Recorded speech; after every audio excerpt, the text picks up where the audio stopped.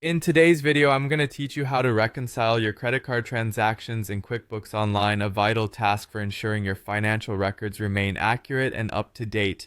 Let's get started by walking through the entire process step by step, ensuring everything is as simple and straightforward as possible. To begin, fire up your Chrome browser and head over to the QuickBooks Online website. You'll need to log in using your username and password.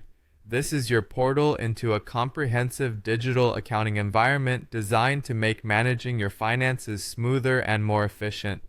Once you've successfully logged in, you'll want to navigate to the Reconcile page, find the gear icon at the top right corner of your screen, and click on it.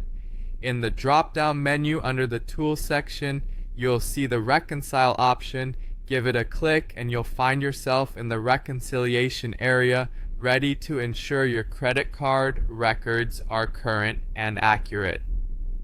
Next, it's time to select the credit card account you intend to reconcile. Inside the account drop-down menu, you'll spot a list of your accounts.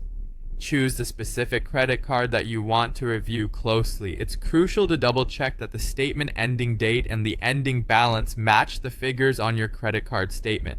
Ensuring everything aligns perfectly from the get-go is essential. Once you're confident that everything matches, go ahead and click Start Reconciling. QuickBooks will now display all transactions linked to the selected credit card. Your job here is to meticulously check each transaction against your credit card statement.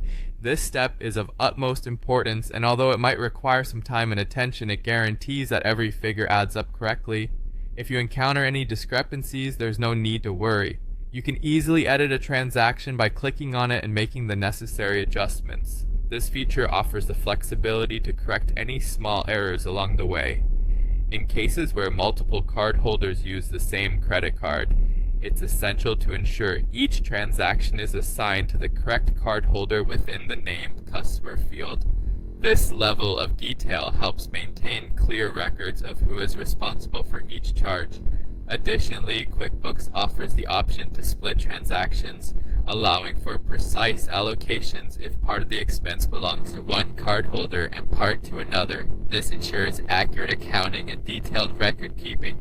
Once you've confirmed that all transactions match your statement and the difference comes down to zero, it's time to wrap things up. After ironing out all discrepancies, click Finish Now. Doing this marks your account as reconciled in QuickBooks, completing the process and bringing your financials up to speed.